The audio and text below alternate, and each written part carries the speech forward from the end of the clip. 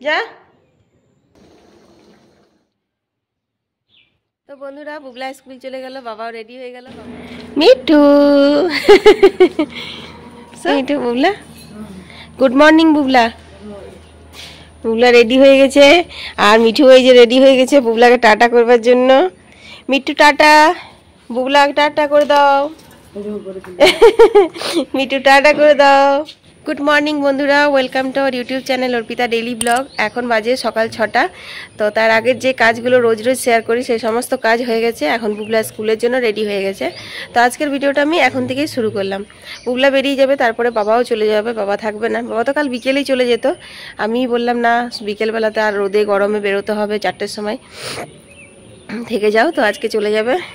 তো চলো সারাদিন কি করব না করব সেগুলো তোমাদের সাথে শেয়ার করব।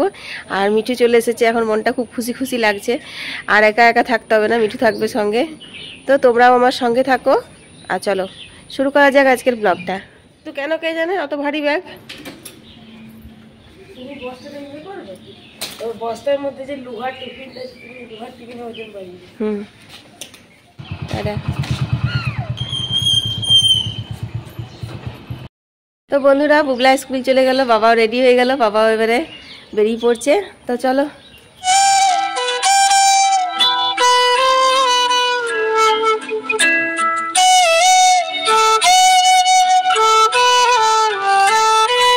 তো বুবলাও চলে গেল 6টার সময়, আর 6:30টার সময়তে বাবাও বেরিয়ে গেল। পুরো বাড়ি ফাঁকা, আর আমার মনটাও খুব ফাঁকা ফাঁকা লাগছে, একদমই ভালো লাগছে না। বাবার জন্য খুব মন খারাপ লাগছে। বাবা কখনো এসে একদিনের বেশি 2 দিন থাকেনি। তো আগে তো তবুও মানে একদিন থাকতো, এখন তো একবেলা থেকেই চলে যায়। কালকে যেহেতু রোদ গরম ছিল, জোর করে আটকেছিলাম, তার জন্যই।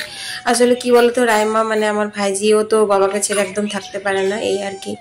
তো বন্ধুরা এইটুকু সময়ের জন্য আসে, আর কি বলবো, ভালো লাগে না, খুব মনটা খারাপ লাগে। যাই হোক, ঘরের কাজ সমস্ত কিছু করতে হবে, মন খারাপ নিয়ে বসে থাকলে তো আর চলবে না। আর মিঠু এই যে আছে, মনে হচ্ছে যেন বাড়িতে কেউ একজন আছে, এই আর কি। তো মিঠু তো খুব ছটপট ছটপট করছে, এটা ওটা মানে কথা বলছে, কথা বলার চেষ্টা করছে আর কি। কথা তো বলতেই পারে না, এখন একদমই বাচ্চা। তো উঠোনটা তুলসী মন্দির ধোয়ার পর তারপর আমি কাপড়গুলো ভিজিয়ে এখন সোজা চললাম বাগানে ফুল তুলতে। তো চলো এখন ফুলগুলো তুলে নিই। আর তোমার কি বলো তো, অন্যমনস্ক হয়ে কাজ করতে গেলে না, কাজের মনও দেখবে ঠিকঠাক করে বসে না। তো এখন অনেকটাই বেলা হয়ে গেছে, মোটামুটি 8টা বেজে গেছে। আর আজকে আর বিছানা তোলা তোমাদের সাথে শেয়ার করতে পারবো না, কেন জানো? কারণ আমার বাবা বিছানাগুলো আজকে তুলে দিয়েছে। তো বাবা আমার বাড়িতে 1-8 ঘন্টার জন্য এলো, কত কাজ যে করে দেয় তার কোনো ঠিক নেই। একেই বলে বাবা। সত্যি কথায় বাবা মা কখনো পর হয় না। আর বাবা মা মেয়ের জন্য যেটা করে সেটা কেউ কখনো করতে পারে না। কালকে এসে ট্রেনটা লেট ছিল, এমনিতেই তো 10টার সময় ঢুকলো। তারপর এসেই তোমার সমস্ত সবজি কেটে দিল। তুই চান কর, এখনো পুজো করিস নি, খাবার খাস নি, এসব বলছে। সবজি কেটে ধুয়ে তারপর সেদ্ধ হতে, তোমাদের তো বলেইছিলাম কালকের ব্লগে, সেদ্ধ হতে বসিয়ে দিয়েছিল। তারপর আজকে সকালে বাড়ি চলে যাবে। আমি বুবলার উঠে টিফিন করছি, আমারও তো কিছু কাজ থাকে সকালে, তোমরা তো জানোই, তোমাদের সঙ্গে শেয়ার করি, জলমারুলি করা, টিফিন করা। ওগুলো যতক্ষণে করছি ততক্ষণে দেখছি বাবা ছাদের সমস্ত বিছানা তুলে দিয়েছে। এমনিতেও আজকে 2 রকমের বিছানা হয়েছিল, আমরা শুয়েছিলাম, বাবাও শুয়েছিল, বাবাকে আলাদা করে বিছানা করে দেওয়া হয়েছিল। সমস্ত বিছানা টিছানা তুলে একদম রেডি করে দিয়েছে। তো এই হলো। তো বন্ধুরা আমার ঘরের কাজ মোটামুটি একদমই হয়ে গেছে। কিছু কিছু রেকর্ডিং করলাম, আর রেকর্ডিং করতে ইচ্ছে করছে না বলে অনেক রেকর্ডিং করিও নি। যাই হোক, এখন আমি স্নান করে নেবো গা, কারণ আজকে তো আবার বৃহস্পতিবার, আজকে পুজো আছে। তো কাপড় জামাগুলো কেচে এবার স্নান করে নেবো।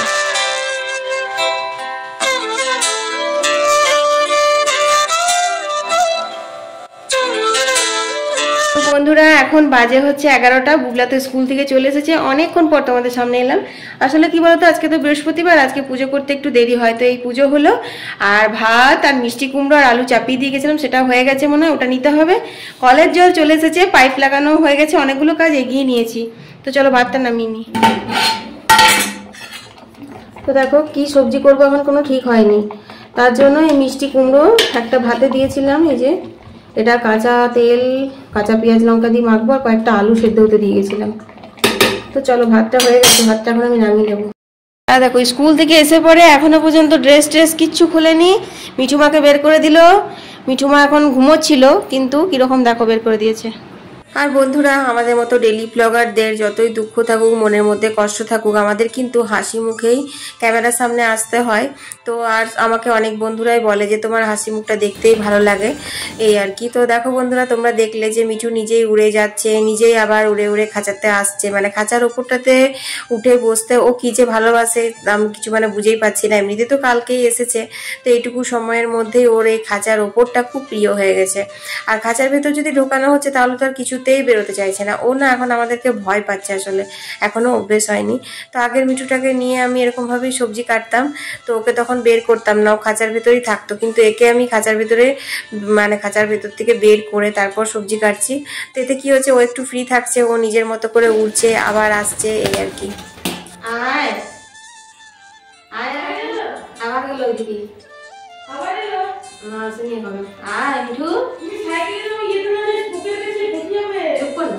আয় মিঠু, আয় আয় স্কুপে গেছে ও মামা সোনা রে, আমার সোনা মাটা কি হলো মামি? কি সুন্দর উড়ে চলে এলো। হ্যাঁ উড়ে উড়ে চলে এলো উড়ে গেছে। আমার সোনা মাটা, আমার বোঝা মাটা। তো বন্ধুরা, তোমরা তো জানো যে শাকটা কাটতে বসলে অনেক দেরি হয়। তো মোটামুটি আমার 10 মিনিট আমি তরকারিটা কাটতে বসেছি। তো 10 মিনিটে মিঠু কতবার যে উড়ে গেল আর কতবার নিজে নিজেই এলো, এরকমভাবে না অভ্যেস হয়ে যাবে। তো ও উড়ছে আবার আসছে, এই আর কি। তো আমি তো অনেক ভিডিও মানে ক্লিপগুলো অনেকটা কেটে দিয়েছি, কারণ ভিডিওটা অনেক লং হয়ে যাবে তার জন্য। আর দেখো, এই যে আজকে পাট শাক করবো, পাট শাক আজকে ভাজা করবো। অনেকদিন ধরে পাট শাকের ঝোল খাওয়া হয়েছে, আজকে রসুন দিয়ে একটু ভাজা ভাজা করে করব, মানে খুব পাতলা ঝোলটা করব না। তো পাট শাকগুলো বাছতে বসেছি, 10 মিনিট হয়ে গেছে, এখনো পর্যন্ত আমার শাক বাছা আর হলো না। যাই হোক, চলো সবগুলো কেটে নিই। আর দেখো, এখানে এই যে পাট শাকগুলো কেটে নিলাম, অনেকগুলোই ছিল কিন্তু কেটে দিলাম, কারণ একটু করব আর একটু ফ্রিজে রেখে দেবো, তখন সেই শুকিয়ে যাবে, নাহলে নষ্ট হবে। আর আজকে ভেবে রেখেছি ভালো করে আলু পটলের তরকারি করব পেঁয়াজ রসুন দিয়ে। তো পটলগুলো আগে তেলে ভাজতে হবে। তো তোমরা তো জানো যে বড় গ্যাসটাতে আমাদের আঁচ টাচ হয় না। তো আগে পটলগুলো এখানে ভেজে নিই, ততক্ষণে আমি অন্যান্য কাজগুলো সব সেরে নিই।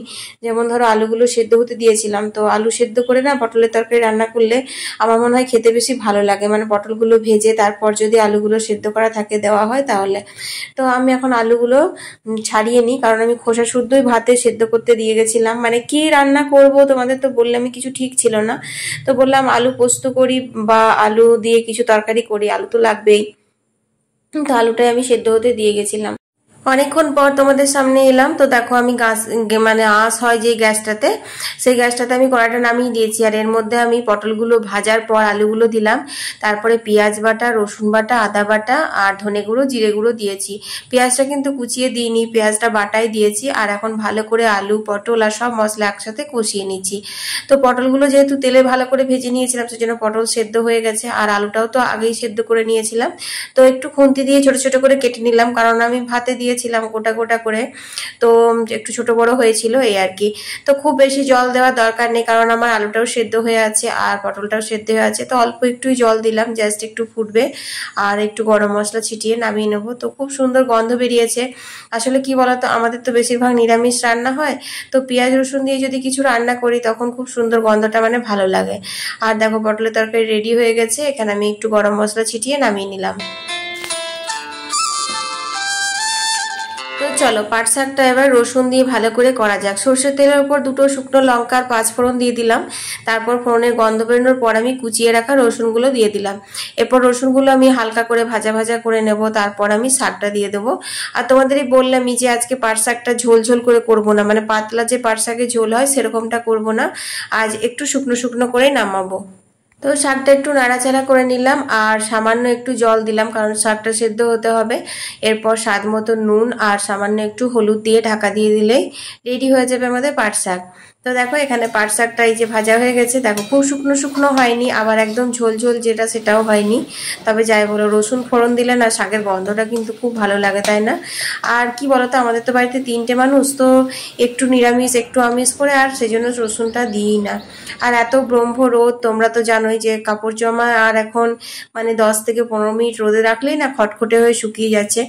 আর আজ তো কাপড়গুলো শুকনো না, আজকে কাপড়গুলো পুরো পুড়ে গেছে একদম, কারণ এখন বাজে হচ্ছে 1টা। তোমরা দেখতেই পাচ্ছ, বুলা বাবার সাইকেল রাখা আছে, ও ডিউটি থেকে চলে এসেছে, ওকে খেতেও দিয়ে দিয়েছি।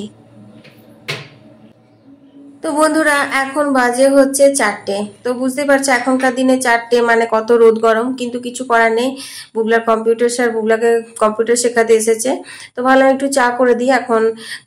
তারপর দেখছি বিস্কুটটা ঢালা নেই, তো এগুলো না কালকে নিয়ে এসেছিল, কিন্তু ঘরের কাজ একটার পর একটা করতে করতে আমার এগুলো আর সময় হয় না যে করব।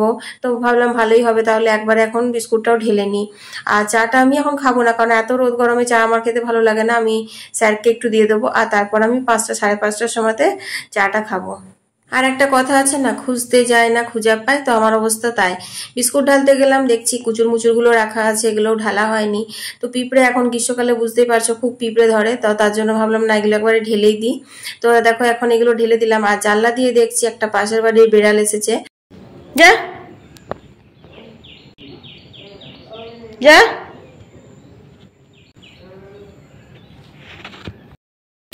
বিড়ালটা এসে ঘাসের উঠোনটা আছে ওইখানে পটি করে দিচ্ছে। আমাদের বিড়াল না, জানি না কোথাকার।